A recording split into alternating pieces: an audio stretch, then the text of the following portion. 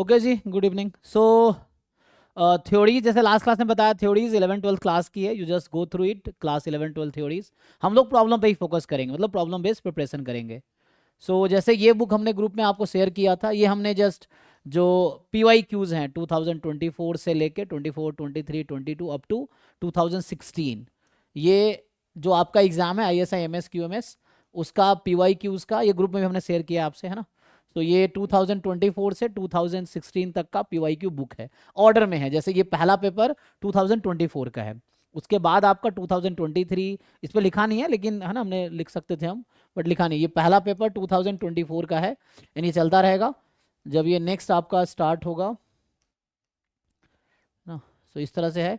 सो मैं ये रिक्वेस्ट करूंगा आप एक एक क्वेश्चन सॉल्व करो। So you first start with this book, because इसी एग्जाम आपको देना है ISI MS QMS वाला, तो इसको आप लोग कंप्लीट करो। जो डाउट है आप पूछो मुझसे। अभी अगर आपने ट्राई किया तो सीधा सीधा डाउट पूछ सकते हैं, नहीं if you want then I can discuss one one each, मतलब एक एक क्वेश्चन डिस्कस कर सकते हैं। सो देखो मैं बिल्कुल ओपन हूँ, आप जैसे कहोगे वैसे मैं हेल्प कर पाऊंगी। बैच लाने का पर्पस वही हेल्प करना है, क्योंकि इसमें इतने बच्चे नहीं है कि मैं बहुत पैसे कमा लूंगा ना। तो पर्पस सिर्फ है कि बच्चों जैसे पूछते हैं सर करा दो, तो उससे मुझे भी सीखने को मिलेगा और आपको भी सीखने को मिलेगा, यही पर्पस है। क्योंकि इतने बच्चे हैं नहीं कि है ना करोड़ों रुपए में कमा लूंगा, बस यही है। तो मैं पर्पस ये है कि आपको जितना मैं हेल्प कर सकता हूँ वो मैं कर सकता हूँ, तो उसके लिए आपको बताना पड़ेगा how can I help you, ठीक है ना। इंटरेस्ट नहीं दिखाओगे तो मैं बैच बंद कर दूंगा। अगर इंटरेस्ट है ना, मतलब अगर आप इफ़ यू डोंट, मतलब मुझे फील होगा कि you are not interested, then मैं बैच क्लोज कर दूंगा, फीस आपको रिफंड कर दूंगा, उसकी कोई दिक्कत नहीं है, ठीक है।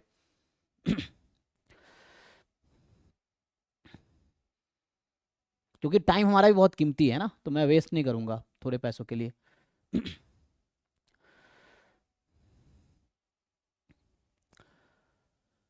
ठीक है। सो कैसे करें बताओ, सॉल्व करके आए हो या एक एक क्वेश्चन डिस्कस करें, ये क्या चाहते हो।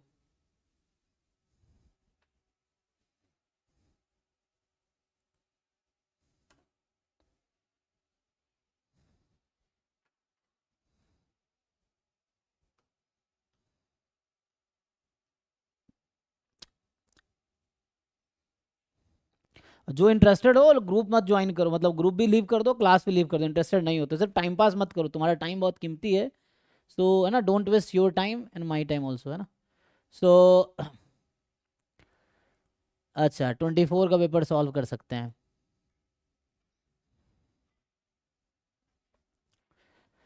ठीक है। देखो सो स्टार्ट करो, ये पहला क्वेश्चन है, इसको स्टार्ट करते हैं। स्टार्ट दिस, है ना, ये 2024 का क्वेश्चन है, ठीक है।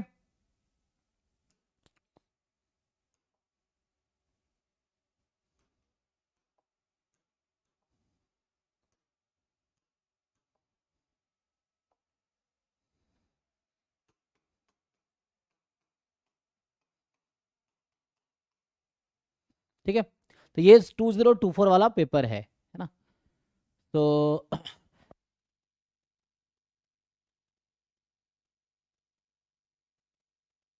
एक मिनट, तो ये मैंने अपने टीम वालों से पूछा जिन्होंने बुक बनाए हैं, तो ये 24 का नहीं है, ये इस ऑर्डर में है। 16, 17, 18 मैं उनसे पूछा कि इस ऑर्डर में है ना, जैसे उन्होंने अरेंज किया है। तो उन्होंने ऐसे बनाया 16, 17 इस तरह से 18 तक का। तो इट्स नॉट 24, मुझे ऐसा लग रहा था कि इन्होंने उल्टा ऑर्डर किया, मैं पूछा फिर।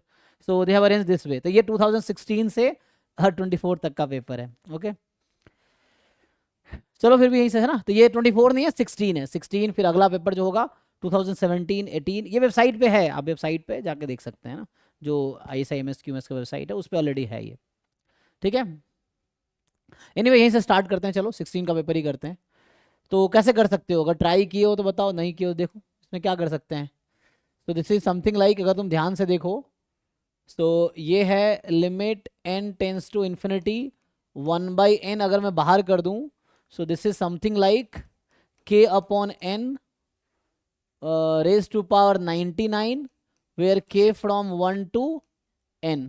चेक करो, can we write this, why are we writing this, है ना। क्वेश्चन ये है कि हम ऐसा क्यों लिख रहे हैं। सो अब क्या होगा, यूनिट लगा सही है ना। सकते हैं। Yes sir. हाँ, लिमिट एज सम लगा दीजिए। तो लिमिट एज सम लगाएंगे तो आपको पता ही है क्या हो जाएगा।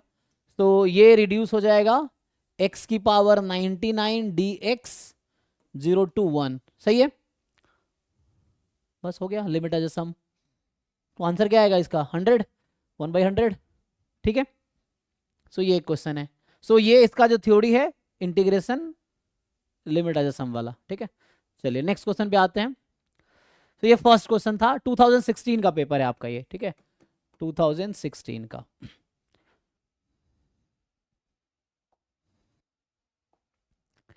सेकेंड क्वेश्चन पे आते हैं। सो सेकेंड क्वेश्चन इज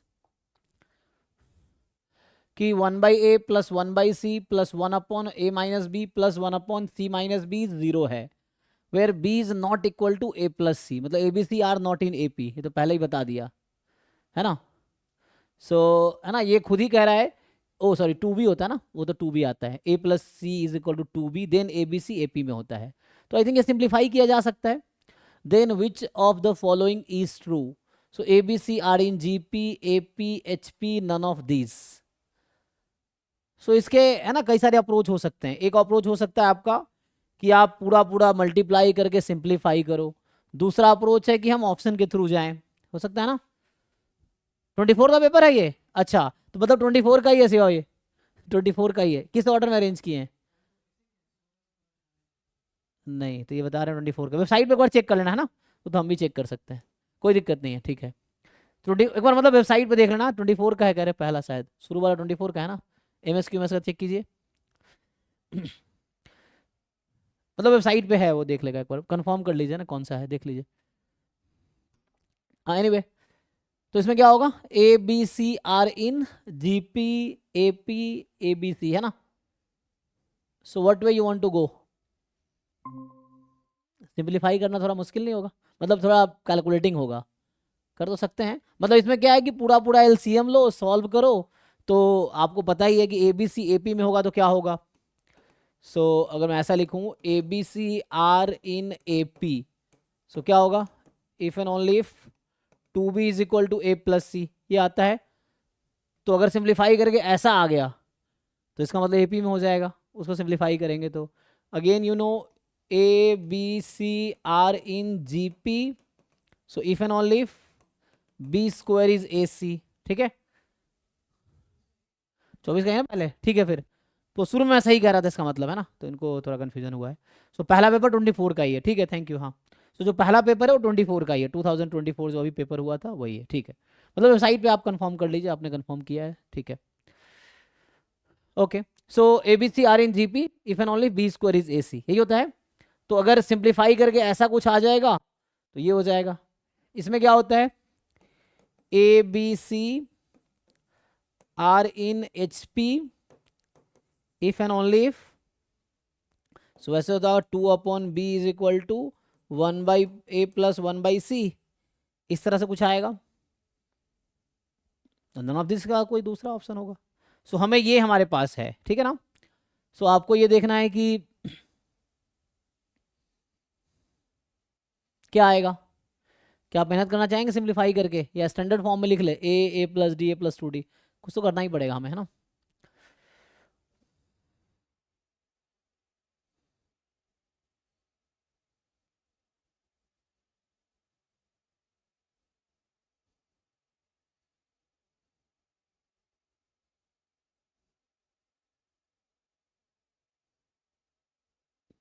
मुझे लगता है पूरा कैलकुलेशन ही कर लो, कैलकुलेशन करके देखो आ जाएगा। या तो 2b बराबर A प्लस C आएगा, या ऐसा आएगा, इसको और सिंप्लीफाई कर सकते हैं आप, इसको और सिंप्लीफाई करेंगे LCM लेके, है ना, तो इसको और आप सिंप्लीफाई कर सकते हैं। तो जैसे यहाँ मैं इसको अगर और ठीक से लिखूँ तो क्या आ जाएगा, B into A plus C and is equal to 2AC, यही आ जाएगा, B into A plus C बराबर 2AC। तो अगर ऐसा आता है तो ये, तो मुझे तो अब यही समझ आ रहा है कि आपको पूरा कैलकुलेशन करना चाहिए कि लाइक LCM लो, जैसे 1/A प्लस 1/C चाहो तो एक साइड रख लो, और इसको एक साइड ले जाके सिंप्लीफाई करो, A माइनस B माइनस में प्लस 1/C माइनस में, यू टेक LCM सिंप्लीफाई, पहले दोनों तरफ LCM लो, फिर क्रॉस मल्टीप्लाई करो, पूरा पूरा सिंप्लीफाई कर लो।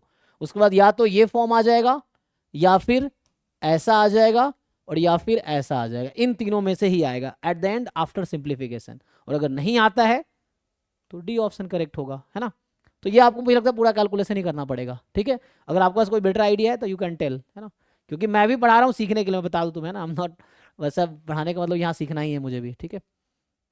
तो ठीक है जी, फाइन, तो इससे आ जाएगा।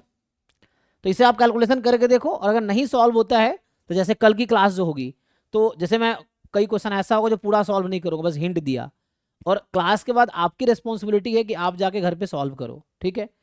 सॉल्व करके अगर नहीं हुआ तो जेन्युइनली नेक्स्ट क्लास में आप पूछो कि मैंने ट्राई किया और मुझसे ये क्वेश्चन नहीं हुआ, तो मैं फिर पूरा सॉल्व करूंगा। जो मैं कह रहा हूँ आप करके देखो, वो फिर मैं करके दिखाऊंगा आपको वो चीज़ें। लेकिन एग्जाम आपको देना है तो प्रैक्टिस आपको करनी है, और ये करना पड़ेगा आपको, ठीक है ना। सो स्पून फीडिंग से एग्जाम आपका नहीं निकलेगा, फिर ये है, आप खुद वर्क करोगे तो घर पे वर्क करोगे तो एग्जाम में वर्क होगा आपसे, ये है। तो करके आओ, नहीं तो फिर पूछो कि मैंने ट्राई किया और नहीं हुआ, क्या करना है, एलसीएम लो, सिंप्लीफाई करो, एंड देन, तो कल जो मैं भी डिस्कस कर रहा हूँ इसका डाउट बताऊंगा, फिर आगे डिस्कस करेंगे इस ऑर्डर में। हम लोग 2024 पेपर, फिर 23, 22 इस तरह से डिस्कस करेंगे, ठीक है। तो इसको ट्राई करके आइए। तीसरा क्वेश्चन देखो, जो तीसरा है कि if A B C are distinct positive rational numbers and they are in A P, तो बता रखा है कि A B C distinct positive number rational number है और तीनों ए पी में हैं, then roots of the equation ax² + bx + c are imaginary, rational and equal, irrational, rational and unequal. तो आप लोग क्वाड्रेटिक इक्वेशन का फॉर्मूला जानते ही हैं, हाउ टू फाइंड, है ना। सो इसमें आपको पता ही है -b + (√b² - 4ac/2a, and since they have already said that it is in distinct positive rational numbers हैं, ठीक है। एक तो पॉजिटिव है, एक रेशनल नंबर्स हैं, ठीक है। तो अभी के लिए और एपी में भी है। सो ये तीन कंडीशन है, पॉजिटिव है, रेशनल नंबर है, एपी में है। तो अगर मैं ऐसा लिखूं कि a+d और a+2d, ठीक है, तो पॉजिटिव है तो ए भी पॉजिटिव होगा एंड a+d को पॉजिटिव होना पड़ेगा, ठीक है ना। पॉजिटिव रेशनल है तो ए तो पॉजिटिव ही होगा, क्योंकि पॉजिटिव डी एल लिया हमने।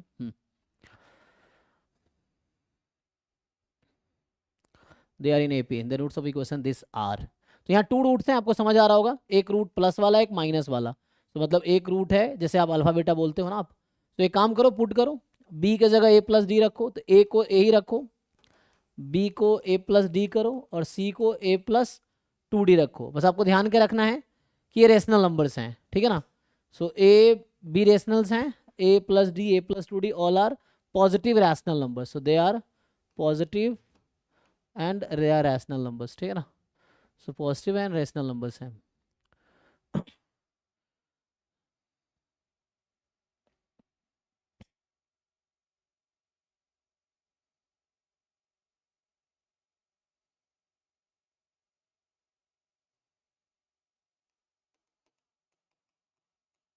सिंप्लीफाई करो, क्या आता है उससे डिसाइड हो जाएगा। 2a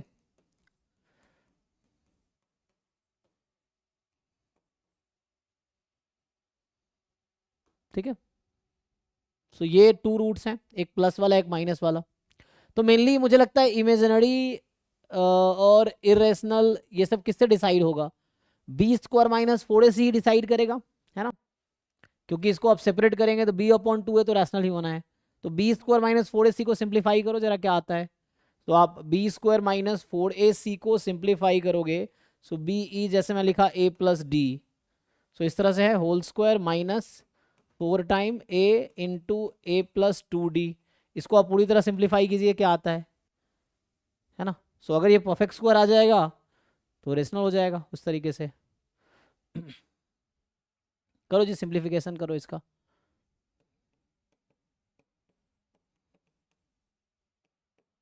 एंड -4a² -8ad यही होगा, आप लोग खुद भी सॉल्व करो। सो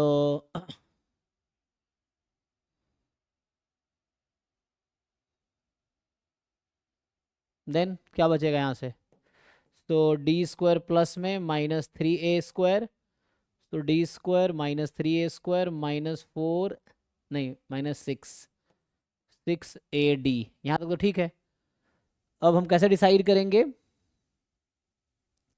तो हमें ये दिखाना ना कि ये पॉजिटिव है कि नेगेटिव है। अगर ये हम ये दिखा पाए कि बी स्क्वायर माइनस 4ac मान लो नेगेटिव है, तो ये इरेशनल हो जाएगा, तो इमेजिनरी हो जाएगा। और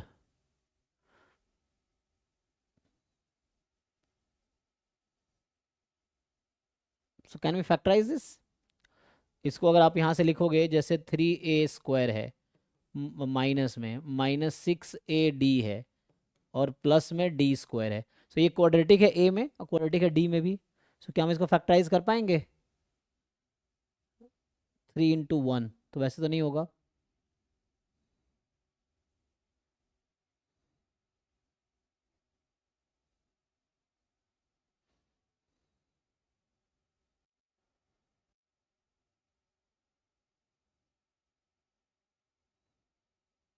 तो जीरो तो नहीं आएगा ना, क्योंकि इसने कह रखा है डिस्टिंक्ट है। तो डिस्टिंक्ट है इसका मतलब ये है कि डी तो जीरो नहीं है, ठीक है ना। डिस्टिंक्ट बोला हुआ है ना, तो डिस्टिंक्ट का मतलब क्या हुआ कि common difference can not be zero, otherwise वो इक्वल हो जाएगा, ठीक है ना। तो डी तो जीरो नहीं है, एंड पॉजिटिव है ईच नंबर, ठीक है, और रेशनल भी है।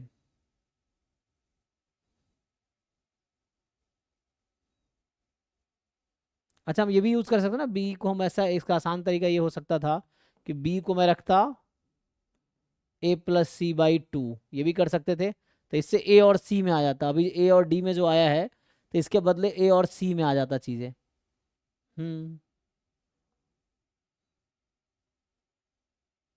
और मुझे ये पता है कि a<c है। यहाँ पे पता नहीं चल रहा है कि a और d में क्या रिलेशन है, तो बेटर होगा, ठीक है ना। तो एक तो मुझे ये तो ऑप्शन आउट ही लग रहा है कि इक्वल तो नहीं होगा, मुझे ऐसा लगता है इक्वल तो नहीं होगा, क्योंकि इक्वल तब होगा जब B square minus 4ac zero हो जाता, जो कि ऐसा लग नहीं रहा है यहाँ पे। जीरो तो नहीं आएगा ना, ये जीरो हो सकता है, सो जरूरी नहीं है।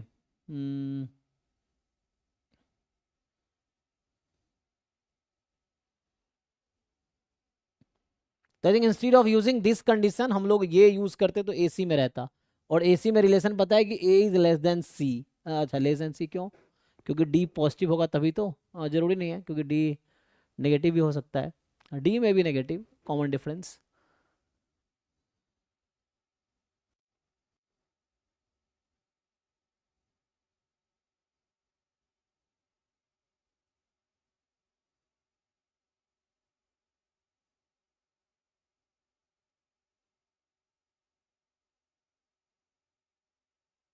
तो हाउ विल यू डिसाइड? तो मुझे लग रहा है ये बी तो है ना, पक्का ये गलत होगा। अब बचा जैसे इक्वल तो नहीं होगा, इरेशनल और इमेजिनरी में देखना है। तो परफेक्ट स्क्वायर बनेगा, परफेक्ट स्क्वायर मुझे लग रहा है बनेगा। ये परफेक्ट स्क्वायर नहीं बन सकता ना, परफेक्ट स्क्वायर तो नहीं बनेगा, ठीक है। सो उस केस में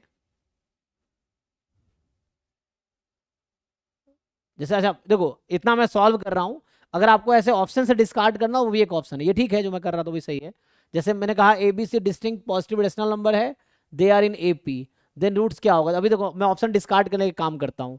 लेट्स से जस्ट टेक 1 2 3, तो मैं दूसरा अप्रोच लगा रहा हूँ, वो भी ठीक था, उससे थोड़ा लेंदी होगा, तो मैं थोड़ा शॉर्टकट लगाने की कोशिश कर रहा हूँ। So I consider 1 2 3 distinct positive rational number है, और ए पी में भी है ओके। तो अभी मैं, हमारा इक्वेशन क्या है? X square plus x plus 1 is 0, ये बनेगा। अब इसके बारे में क्या बोल सकते हैं हम? इसका रूट होगा -1 प्लस माइनस √3i/2। तो इससे क्या फायदा हुआ, वो मैं जनरलाइज कर रहा था। तो एंट्रेंस में क्या है कि आपको जैसे ऑब्जेक्टिव पेपर में जरूरी नहीं है कि पूरा सॉल्व करके दिखाने, इतना टाइम नहीं होता ऑब्जेक्टिव में, और जरूरत भी नहीं होती है, सब्जेक्टिव में आपको दिखाना होता है। तो ये मैंने क्या किया कि इसने कहा A B C 3 distinct positive rational number है, तो मैं मान लिया 1 2 3 है, 1 2 3 रेशनल ही है ना, और they are in AP, AP में है तो 1 2 3 ले लिया। द रूट्स ऑफ इक्वेशन के बारे में क्या बोल सकते हैं? तो रूट्स ये आया, तो इससे क्या हो गया? This this this and this.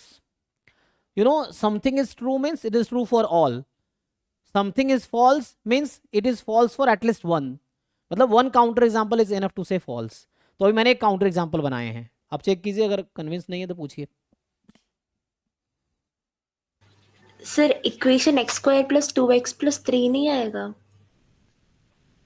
एक मिनट, मैंने गलत लिख दिया? ओ सॉरी, हाँ हाँ ठीक है 2x प्लस 3 से क्या बनता, अच्छा मैंने 1 1 1 ले लिया, ओ तभी मुझे लगता है यही आएगा, अच्छा एक मिनट, तो मैंने गलती की है सॉरी। इससे क्या आएगा वो, अच्छा मैंने लिखने में गलती किया ना, बी सी। सो क्या आएगा यहाँ से, अच्छा अभी निकाल लेते हैं। सो -2, ठीक है वो मैंने लिखने में गलती कर दी है, ठीक है ना, -2 plus minus root under b square minus 4ac, तो कितना आएगा 4 - 12, तब भी नेगेटिव आएगा, बी स्क्वायर माइनस 4ac, तो -8/2 है, ठीक है, तभी आंसर यही रहेगा, है ना, क्योंकि -8 हो गया तभी इमेजिनरी आना है, 2√2 आयोटा अपॉन 2, सही है, देख लीजिए।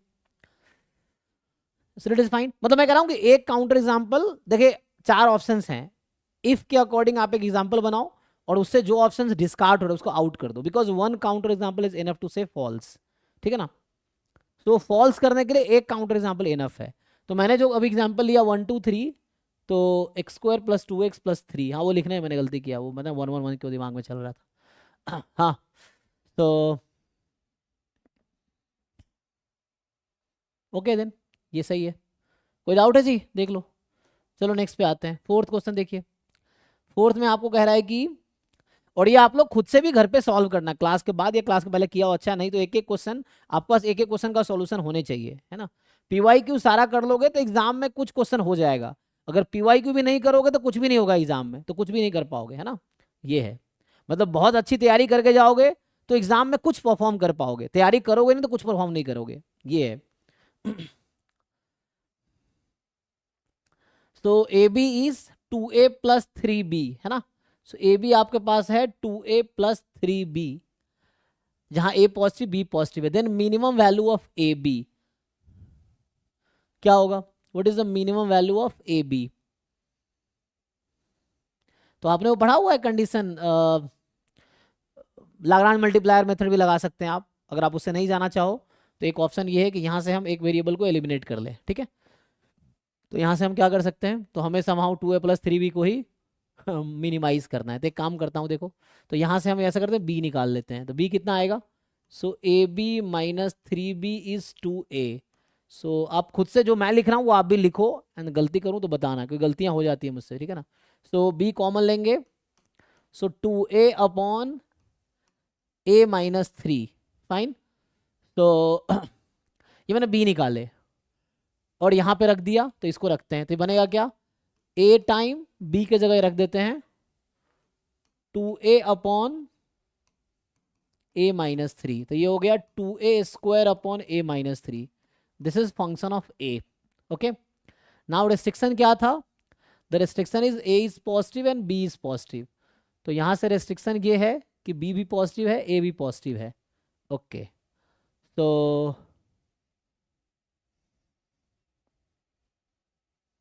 A पॉजिटिव है, ओके, B पॉजिटिव है, सो 2A अपॉन A - 3 पॉजिटिव है, इसका क्या मतलब है, तो इसको अगर ऐसे 0 करेंगे तो 0 और 3, है ना।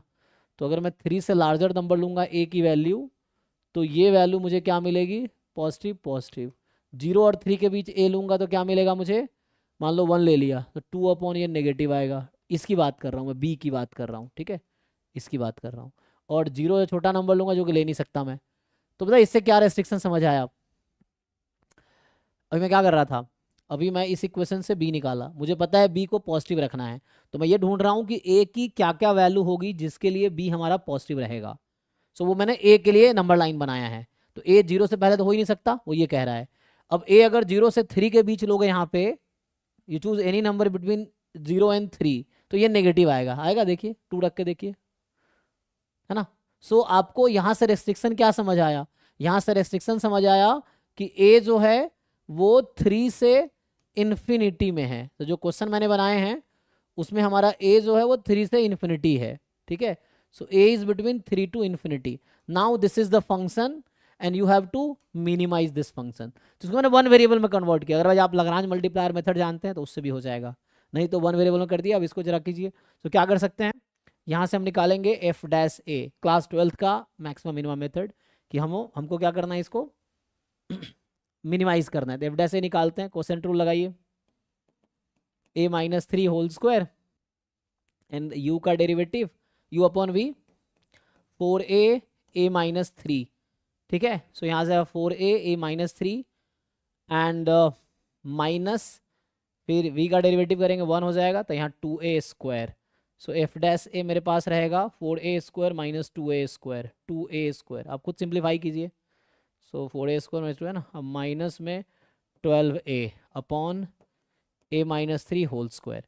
अब आप लोग क्या करते हैं, मैक्सिमम मिनिमा के लिए क्रिटिकल पॉइंट निकालते हैं। क्रिटिकल पॉइंट कैसे आता है, एफ डैश ए को 0 पुट करके, 0 पुट कीजिए, तो यहाँ से मिलेगा मुझे, उसके बाद लिख रहा हूँ यहाँ पे, तो यहाँ मिलेगा मुझे 2a square minus 12a is equal to 0।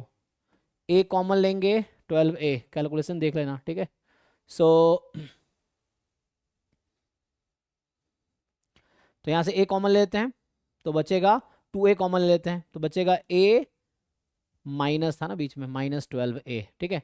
So 2a common लेते हैं, minus 6 is 0। So a is 0 और a is 6, a can not be 0 जैसा क्वेश्चन कह रहा है। सो a कैन बी 6 और a जब 6 है तो यहाँ पुट कर दो, क्योंकि एक ही क्रिटिकल पॉइंट आया ना, वो पॉइंट ऑफ मैक्सिमा ही होगा। तो मुझे यहाँ चेक करने की जरूरत क्यों नहीं है, क्योंकि 4 ऑप्शन है, उसमें से एक ऑप्शन आएगा। तो आप a को 6 रख दो इसमें, आप इसमें a की जगह 6 रखो, बताओ क्या आंसर आएगा। तो 6 रखेंगे तो 2 इंटू 36 अपॉन 3, सो 12 दूने 24। So c is the answer, ठीक है। देख लीजिए, और जिनको डाउट है पूछिए। और ये सब खुद से भी सॉल्व करना, तभी एग्जाम में कर पाओगे, अभी तो मैंने सॉल्व किया है, ठीक है। तो हमने क्या किया, यहाँ से b निकाला, मतलब ये 2 वेरिएबल फंक्शन था, तो 2 वेरिएबल फंक्शन को मैंने 1 वेरिएबल में कन्वर्ट कर दिया यूजिंग गिवन कंडीशन। इस कंडीशन से b निकाले, यहाँ से कंडीशन निकाला, तो a को 3 ज़्यादा होना पड़ेगा, तो क्रिटिकल पॉइंट इस इंटरवल में ही आना चाहिए था। अगर यहाँ 2 भी आ जाता है केवल, तो उसको भी मैं रिजेक्ट कर देता, क्योंकि वो डोमेन में नहीं है, डोमेन इज 3 to infinity। तो यहाँ से मुझे, और मैंने डिफरेंशिएट किया, 0 पुट किया, this is the critical point, in fact this is the point of minima. कैसे चेक करेंगे फर्दर, आप एफ डबल डैश निकालो, देखो इस पॉइंट पे वो पॉजिटिव आएगी, सेकंड डेरिवेटिव टेस्ट या फर्स्ट डेरिवेटिव टेस्ट से भी हो जाएगा। नेक्स्ट जो है फिफ्थ क्वेश्चन इज कि आपको इंटीग्रेट करना है इसको। तो क्या है ये, the value minus infinity to 0 e की पावर x प्लस e की पावर x, तो मतलब e की पावर x और e की पावर ex। ये बहुत आसान क्वेश्चन है, मेथड ऑफ सब्सटीट्यूशन आप लोगों ने क्लास 12 में पढ़ा होगा, सबको आता ही है, लगाइए, तो आसान है ना। सो e की पावर x इंटू e की पावर ex, अब मैं t अज्यूम कर लूंगा e की पावर x को, सो dt आएगा e की पावर x dx, ये है। तो मेरा ये इंटीग्रल कन्वर्ट हो जाएगा t e की पावर t, नहीं ये और ये मिलके तो dt बनाएगा, ठीक है, ये और ये dt बनाएगा e की पावर t, तो जस्ट e की पावर t dt हो गया। लिमिट जब मैं x को माइनस इन्फिनिटी रखूंगा तो e की पावर माइनस इन्फिनिटी 0, जब मैं x को 0 रखूंगा तो 1। इट्स इजी ना। अब e की पावर t को जस्ट इंटीग्रेट करना है, e की पावर t, हाँ b होगा, ठीक है। तो यहाँ से आ जाएगा e माइनस 1, राइट, b हो गया, तो इस तरीके से आंसर आ जाएगा, ठीक। चलिए, तो फिफ्थ का आ गया। नेक्स्ट जो है मेथड ऑफ सब्स्टिट्यूशन यहाँ यूज हुआ। सिक्स्थ में आते हैं। सिक्स्थ कह रहा है कि मॉड a लेस देन 1 है, मॉड b लेस देन 1 है, then the sum of the series. तो अब ध्यान से देखिए सीरीज को, 1, सो फॉर योर इंफॉर्मेशन अगर मैं आपको ये बताऊं कि 1/1 माइनस a, ये क्या होता है, याद है किसी को? तो ये होगा 1 plus a square plus a cube, it will be running like this, ठीक, ओके। तो अब मैं अगर आपसे पूछूं, पहले इसको ओपन करो और पहला टर्म देखो, अभी क्या है, this and it will keep running. तो इसमें पहला टर्म 1 है, इसको ओपन करेंगे, पहला टर्म क्या आएगा b, इसको ओपन करेंगे, पहला टर्म क्या आएगा b स्क्वायर, नेक्स्ट टर्म को ओपन करेंगे, पहला टर्म क्या आएगा b cube, and it will keep running. So मैंने क्या किया है, जो सबसे ऊपर है उसमें पहले टर्म को मैंने कलेक्ट कर दिया, ठीक। तो इसमें तो एक ही टर्म था, इसका काम खत्म। अब इसमें जो दूसरा टर्म है वो क्या है, ध्यान से देखो, तो यहाँ है ए बी, यहाँ होता है ए बी स्क्वायर, तो मैं ए बी कॉमन ले लेता हूँ, यहाँ ए बी, अगला होता है a b square second term, so a b square, a b common निकालो तो 1, तो यहाँ बनेगा 1 plus b square and so on. Similarly अब इसमें 2 ही टर्म था, काम खत्म, इसमें आओ, तीसरा टर्म क्या है, ए स्क्वायर बी स्क्वायर, अगले वाले में क्या होता, तीसरा टर्म ए स्क्वायर बी क्यूब, ऐसा बनता। तो अगर इसका अगला टर्म लिखता मैं तो क्या बनता, 1 + a प्लस ए क्यूब और यहाँ B A cube, square B square common होगा। ठीक है ना। हाँ, तो यहाँ से हम क्या करेंगे, तो उसका काम खत्म। यहाँ a² b² है और यहाँ आएगा a² b³ जी। सो a² b² कॉमन आएगा, फिर से वही बनेगा 1 + b² and so on. Now आप देख रहे हैं कि हर टर्म में आपको एक कॉमन मिल रहा है।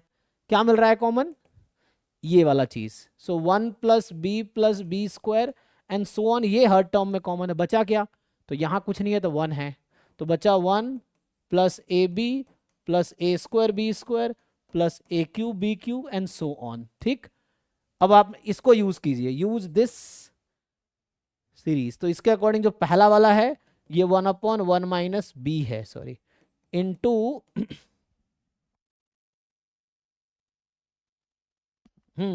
इसके अकॉर्डिंग आप देखेंगे again use this series, so you will see that it is 1 - ab।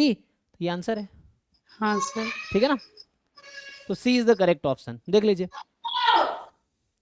तो इस तरीके से सॉल्व करना है। तो सिंपल ये सीरीज का क्वेश्चन है, इनफाइनाइट सीरीज का सम निकालना था। तो मैं क्या किया, पहला टर्म एक साथ, दूसरा एक साथ एंड सो ऑन। सो ये प्रोडक्ट ऑफ 2 सीरीज आ गया, दोनों में ये सीरीज यूज हुआ, तो इससे आपको आंसर मिल गया। ठीक है,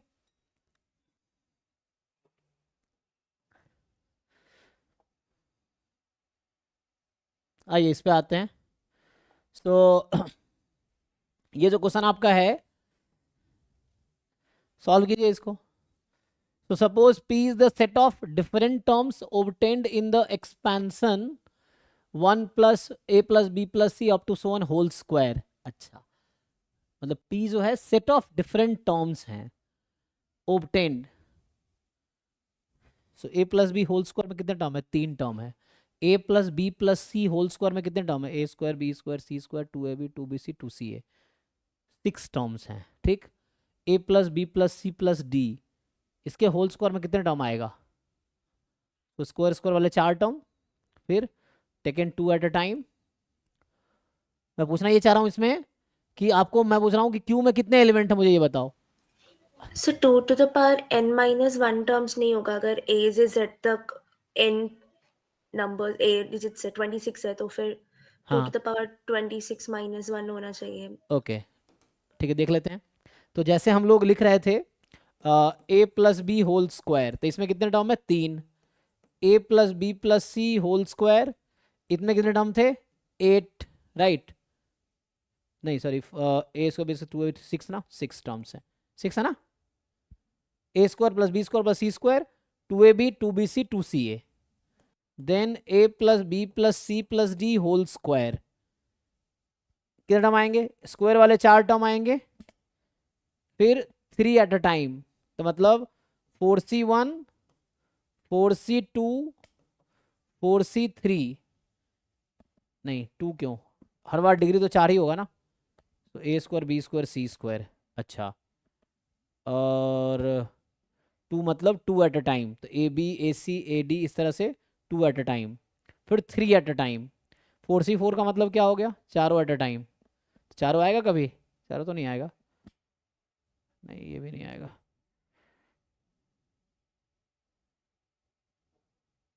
इसका मैं कैसे लिख रहा था, 3 टर्म था ना, सो 3c1 + 3c2 कितना होगा, 3 + 3 6 आया। इसमें कितना होता, 2 था, 2c1 2c2, तो आया 2 + 1 3। सो मतलब यही बनेगा, इतने टर्म्स ही बनेंगे ना अगर लिखेंगे तो। हाँ सर, मेरी गलती है, मैंने a + b whole to the power n का एक्सपेंशन के नंबर ऑफ टर्म्स जी बताया जी था। जी, हाँ वो बाइनोमियल का आपने बनाना है, कोई बात नहीं, गलतियां हम भी करते हैं। तो यहाँ से ये है कि अ, मुझे लग रहा है ऐसा होगा 26c1 + 26c2, इस तरह से होना चाहिए। अभी जैसे सोच रहे हैं उसके अकॉर्डिंग, अगर इसमें खोल भी दूँ तो क्या बनेगा, a² + b² + c² + d², उसके बाद स्क्वायर ही है ना, तो फिर 2ab 2bc है ना, 2ab 2ac 2ad, फिर 2bc 2bd, फिर 2cd, यही बनेगा। तो टेकन 2 एट अ टाइम, यही बनेगा। सो ये आएगा टोटल नंबर ऑफ एलिमेंट, ठीक है ना। p is the set of different terms, so number of element in p ये आ जाएगा 26c1 + 26c2, इस तरह से बनेगा। अच्छा, अब जो है आपके पास कि Q is the set of different terms obtained in the expansion a plus b plus 2 whole square. So ध्यान रखना 2 का बहुत ज़्यादा रोल नहीं रहेगा, तो इसको हम अलग से ओपन भी कर सकते हैं. सो ये बनेगा a square plus b square plus 4 plus 2ab plus 4a plus 4b, right. And यही, तो यहाँ से कितने टर्म्स बने, तो यहाँ भी तो वैसे ही है ना, 6 टर्म्स ही आए फिर भी. तो पूछ क्या रहा है, different terms obtained in the expansion. Okay, so a plus b plus 2 whole square ना, a square plus b square plus c square 2ab 2bc 2ca, fine.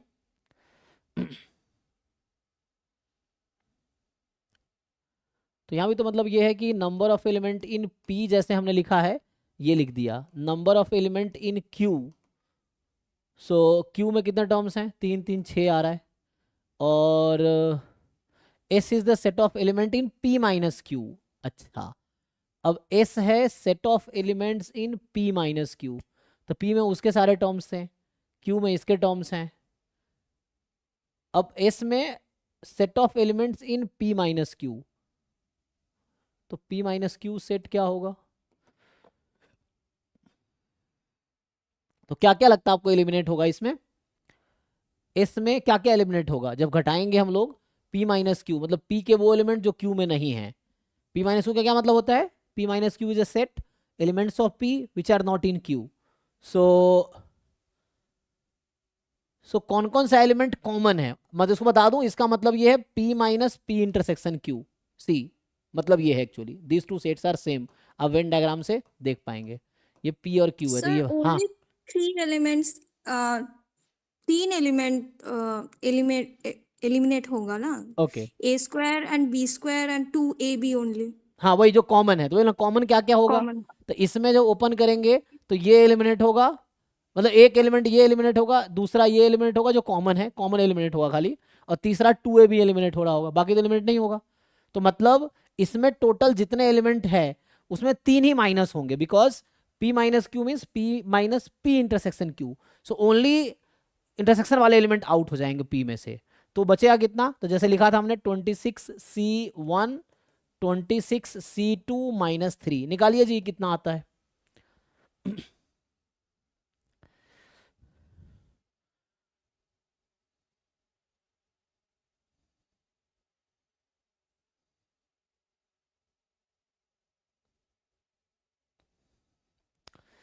सो ये है 26 और प्लस ये है 26 इंटू 25/2 माइनस 3, ठीक है.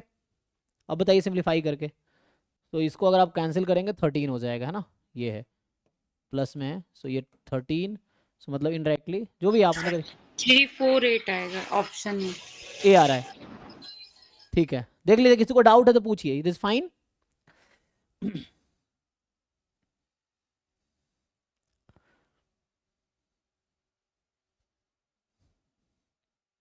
चलिए, सो नेक्स्ट जो है 8th क्वेश्चन पे आते हैं, है ना.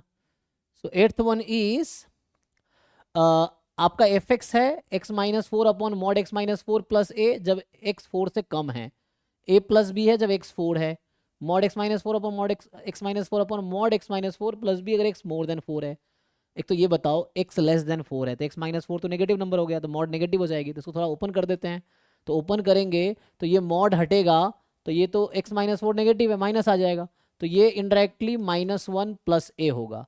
और इस केस में तो a प्लस बी है ही, इस केस में x मोर देन 4 है, तो x माइनस 4 पॉजिटिव है, और mod x is x when x is positive, तो मॉड का कोई रोल नहीं रहेगा यहाँ पे, तो ये जस्ट 1 प्लस बी आएगा.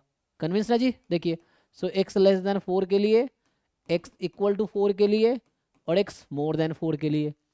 अब आपसे पूछ रहा है then fx is continuous at 4 when, तो fx कब कॉन्टिन्यूअस होगा 4 पे, तो उसके लिए आप क्या करेंगे, 4 पे left hand limit is equal to right hand limit is equal to value at 4, आप जानते हैं, तो तीनों को इक्वेट कर दिया, this is equal to this is equal to this, solve कीजिए. So -1 plus a is equal to a plus b is equal to 1 plus B.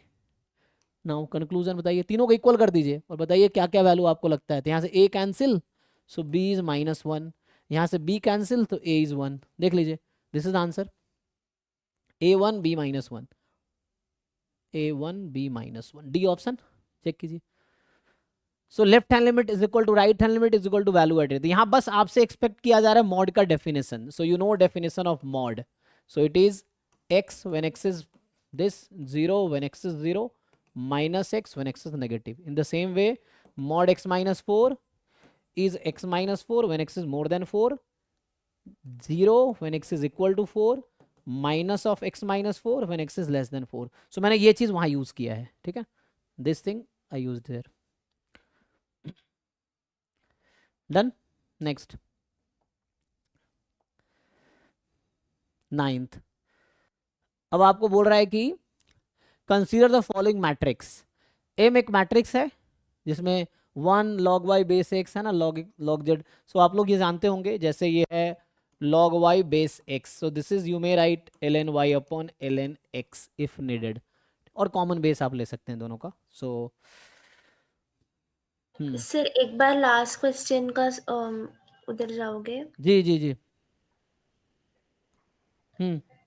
Okay sir, वो एक्चुअली मैंने कैलकुलेशन मिस्टेक किया था। ठीक है, हाँ। तो 9th में आते हैं। सो नाउ इट इज, आपको एक मैट्रिक्स दे दिया है and they are asking determinant क्या होगा। तो आई थिंक एक्सपैंड कर दो पूरा पूरा, जैसे करते हैं 3x3 तो है, जैसे हम लोग स्कूल में करते थे 9th 11th 12th में, वैसे ही कर लो, सेम ही है। क्योंकि इस पूरे इस MS की का पूरा सिलेबस क्लास 11th 12th का सिलेबस है 100%। तो कर पाओगे? जस्ट ओपन कर लो, बाद में जरूरत पड़े तो बस इतना ही जरूरत पड़ेगी। मैं जैसे कहा ना कि जैसे इसने लिख रखा है ना log y बेस x, तो इसको लिख दो ln y upon ln x, इससे कैंसिल हो जाएगा। जैसे टर्म्स हैं log z बेस x, तो इसको लिखो ln z upon ln x, ऐसा करके log x बेस y, सो ये होगा ln x upon ln y। तो आई थिंक जैसे नॉर्मली आप लोग एक्सपैंड करते हैं वैसे एक्सपैंड कर लीजिए, अब पुट कर दीजिए, इजीली आ जाएगा आंसर, ठीक है ना। So just calculation based questions हैं, सो उससे आ जाएगा।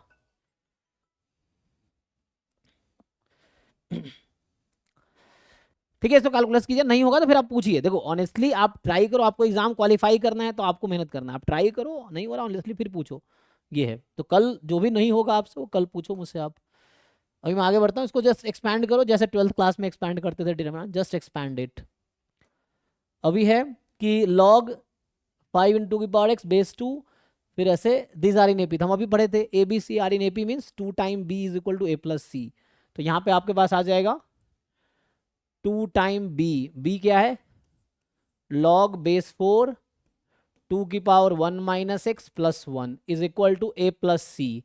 सो a है log बेस 2 5 इंटू 2 की power x plus 1 plus c 2 time, है ना। सो 2b बराबर a प्लस सी, ठीक है जी। अब 1 को मैं log में क्या लिख सकता हूं, तो ध्यान ये रखना, आपको पता होगा log का formula log b base b, this is 1, है ना। तो this you can write as, आप इसको लिख सकते हो 1 को log बेस 2 और log a plus log b का फॉर्मूला आप लोग जानते हैं, log a into b, apply कर लीजिए। सो इसको और 2 को उधर भेज दो, आप ये भी जानते हो n log a base b is log a raise to power n base b, ठीक है। ये log का फॉर्मूला है, तो हम ये यहाँ लेफ्ट में यूज़ कर रहे हैं। सो ये हो गया। अच्छा ये 4 है, तो इसको कैसे यूज़ करते हैं, तो अगर मैं इस पावर को b पे लाता क्या होता, 1/n होता ना, ओके। सो मुझे बेस को कॉमन करना है, ठीक है ना। अच्छा बाद में करते हैं, रुको इसको नहीं, तो 4। सो यहाँ से इधर आ जाएगा 2 की पावर 1 माइनस एक्स प्लस 1 इसका होल स्क्वायर, ठीक है। और यहाँ पे है log बेस 2, अभी है 2 इंटू आ जाएगा 5 इंटू 2 की पावर x प्लस 1, ठीक है, log a plus log b। अभी आप log कैंसिल नहीं कर सकते, क्यों, because you have 4 here 2 here. But एक काम कर सकते थे हम, 2 की पावर 1/2 कर देते, 2 हो जाता ना, तो ईजी हो जाता। नहीं तो एक और तरीका है। सो इस log को मैं उधर शिफ्ट करूंगा ना, तो ये 4 की पावर ये नंबर आ जाएगी, और इस log को इधर शिफ्ट करेंगे एंटी log, तो यहाँ इस log को मैं उधर भेज रहा हूँ, इस log को इधर ला रहा हूँ, तो ये होगा 2 की पावर, यहाँ पे इतना नहीं करना था, पता है, ये जो 2 मैंने यहाँ स्क्वायर किया है, instead of doing this square मैं यहाँ रूट भी कर सकता था। मैं ये फिर से बता, देखो n log a base b, so you can right log a b की पावर 1/n, सेम ही रहेगा जी, देख लो। बिकॉज इसको मैं अगर ऐसा लिखता हूं, मैं कोशिश करता हूं ना, log a log b की पावर 1/n, फिर इसको खोलोगे सो log a 1/n log b वापस उधर चला जाएगा, सेम ही हो जाएगा, n ऊपर चला जाएगा तो यही बन जाएगा log a upon log b। ठीक है, तो इतना लंबा करने के बजाय मैं यहाँ स्क्वायर ना देके मैं यहाँ स्क्वायर रूट लगा देता हूँ, मतलब ये फॉर्मूला यूज कर रहा हूँ। सो n को इधर शिफ्ट करो, या तो a की पावर n लगाओ या b की पावर 1/n लगाओ, दे आर सेम थिंग। तो है ना, you can do this also, you can do this also, तो मैं यही कर रहा हूँ, तो उससे कैलकुलेशन से बच जाएंगे। तो यहाँ स्क्वायर नहीं कर रहा हूँ, यहाँ रूट कर दिया, इससे क्या हुआ, यहाँ भी 2 आ गया, यहाँ भी 2 आ गया, इससे क्या फायदा हुआ, लॉग लॉग हटा दो, कैंसिल कर दो। So log this is equal to this, log is increasing function, log x1 is equal to log x2 implies x1 is equal to x2। तो यहाँ से आ गया this quantity 2 raised to power 1 minus x plus 1 is equal to log log cancel 2 5 into 2 की power x plus 1। now this is the equation, एक बार check करो।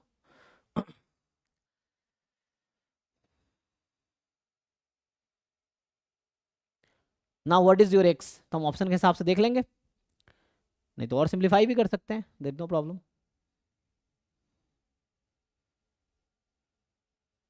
थोड़ा और सिंप्लीफाई कर लो चाहो तो इसको थोड़ा और सिंप्लीफाई करो, जैसे ये 2/2 की पावर x है प्लस 1, पूरा ओपन कर दो, तो एक्सपैंड करके x निकालो तुम लोग, है ना, you find x by expanding. So ये 2/2 की पावर x, 1 को इधर भेज देंगे, सो 1 को मैं इधर भेज दूंगा, ठीक है। सो यहाँ है 5 इंटू 5 टू 10 हो जाएगा, 10 इंटू 2 की पावर x यहाँ है, और प्लस 2, तो ये प्लस 2 होगा, 1 इधर से आ जाएगा तो वापस प्लस 1 आ जाएगा। अब इसको सिंप्लीफाई करके 2 की पावर x निकाल लो, क्रॉस मल्टीप्लाई करके, ये क्वाड्रेटिक हो जाएगा 2 की पावर x में। नाउ यू फाइंड 2 की पावर x फ्रॉम दिस, निकाल पाएंगे, इसका एलसीएम लो, यू जस्ट टेक एलसीएम, तो एलसीएम लोगे तो ये बनेगा 10 इंटू 2 की पावर x का होल स्क्वायर प्लस 2 की पावर x, ठीक, क्रॉस मल्टीप्लाई कर रहा हूं मैं, -2 is equal to 0। This is the quadratic equation in 2 की पावर x।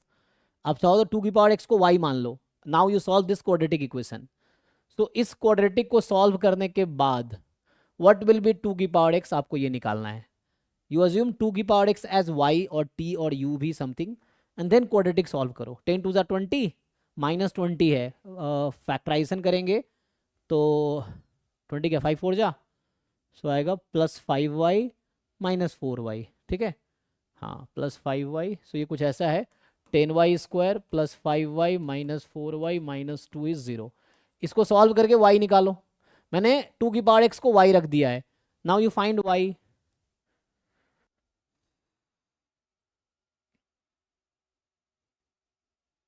तो 5 कॉमन लो कितना आएगा, -1/2, एक तो -1/2 आएगा, एक 2/5 आएगा, 2/5 आएगा, सो -1/2 आएगा, 2/5 आएगा। सो 2 की power x can be negative, exponential function is always positive.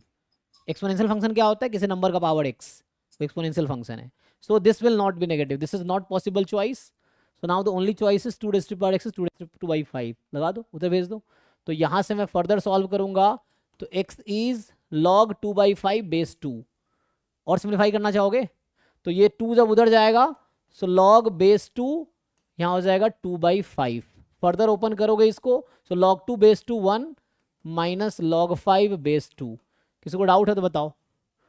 तो मतलब मैंने यहाँ से सॉल्व करना स्टार्ट किया, फिर यहाँ गए, यहाँ से ऊपर आ गए, यहाँ से यहाँ तक आए, मतलब यहाँ से यहाँ गए, फिर इधर आए हैं, ठीक है ना।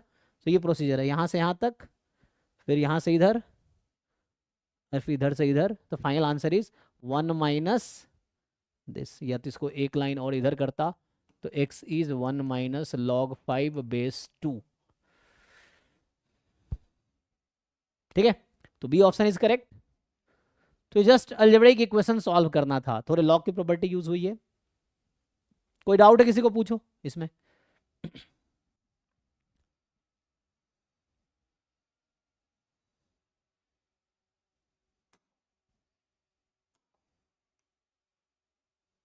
आइए 11th क्वेश्चन पे आते हैं, पढ़िए क्या कह रहा है। So the 11th question is fx be the quadratic function polynomial such that f -2 plus f3 is 0 if one of the roots of f x is equal to 0 is -1।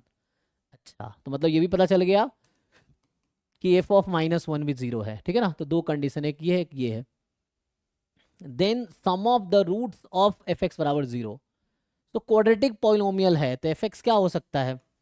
F x हो सकता है a x square plus b x plus c, यही है ना, ये है। F -1 0 है, तो एक इक्वेशन आ जाएगी और उसके अकॉर्डिंग दूसरी इक्वेशन आ जाएगी, सिंप्लीफाई हो जाएगा।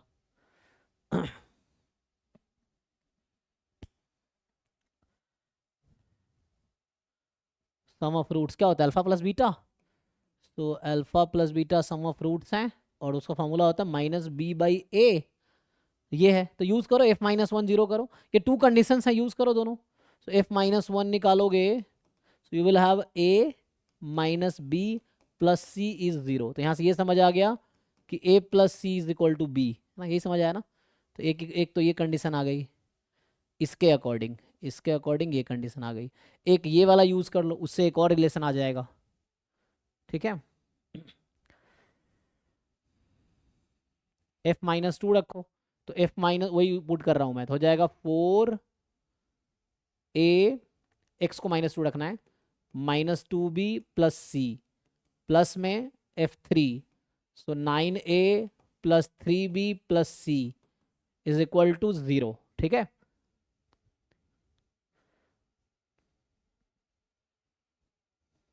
तो यहां से 4a plus 9a 13a and -2b plus 3b plus b c plus c 2c is equal to 0, यहां से है।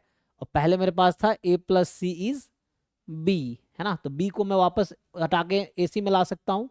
तो यहां से आ जाएगा 13a, b को वापस रख देता हूं a plus c plus 2c is 0, तो यहां से आ गया 14a प्लस 3c इज 0। लेकिन मुझे तो b और a में रिलेशन चाहिए था, तो मैं तो इसमें ac में ले आया। बेटर था कि मैं इसको, देखो हमारा पर्पस क्या था, ए बी में रिलेशन चाहिए था मुझे, तो हम मतलब मैंने बी को एलिमिनेट किया, इससे बजाय मुझे सी को एलिमिनेट करना था, तो बेटर रहेगा ना। तो यहाँ सी कितना है, सी इज बी माइनस ए, तो मुझे सी को एलिमिनेट करना था। चलो इसमें कर देता हूँ मैं 14a, पहले करते ज़्यादा आसान रहता, मैंने क्वेश्चन का लेंथ बढ़ा दिया सोल्यूशन का। सो 3 हो जाएगा, b minus A is 0, so 14a plus 3b minus 3a is 0, so 14a plus 14 minus 3 ना 11a, right, 11a plus 3b is 0।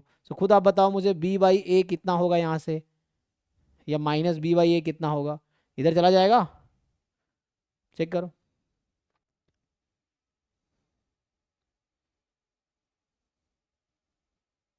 बताओ भाई, माइनस b/a कितना होगा, सीधा सीधा तुम लोग कैलकुलेट करके बताओ मुझे।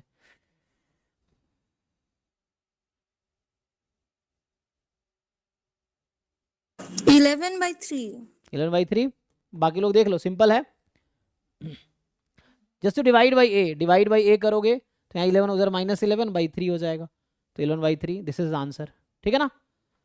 सो ये मैंने 11 क्वेश्चन सॉल्व किए हैं, तो बाकी आप सॉल्व करके आओ। तो अभी मैंने सिर्फ पहले 11 क्वेश्चन सॉल्व किए हैं। तो आज हमने जो आपका ये पेपर है, मैं आज थोड़ा कम ही सॉल्व कर रहा हूँ। ये जो बुक है भेजा मैंने ग्रुप में, तो पहला पेपर जो था ये 2024 का ही है, जैसे आप लोगों ने बताया, वेबसाइट पे है। सो ISI MS QMS 2024 का पेपर हम लोग सॉल्व कर रहे हैं।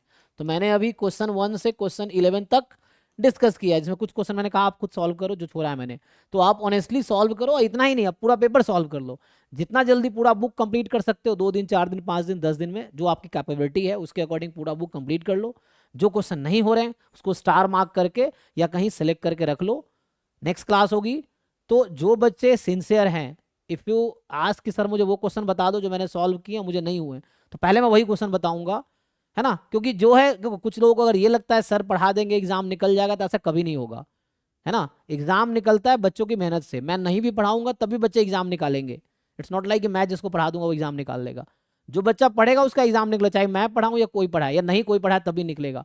सो आप, है ना, ये डोंट बिलीव कि जो मैं पढ़ा रहा हूं तब एग्जाम निकलेगा आपको। आप खुद मेहनत करोगे तो एग्जाम निकलेगा। मैं एक हेल्प के तौर पे हूं, मैं आपको हेल्प कर सकता हूं जो मेरी कैपेबिलिटी है उसके according. So believe on your self, अपनी कैपेबिलिटी भरोसा करके मेहनत करो, और कहाँ हेल्प चाहिए मुझे बताओ, मैं वहाँ हेल्प कर सकता हूँ, ठीक है ना।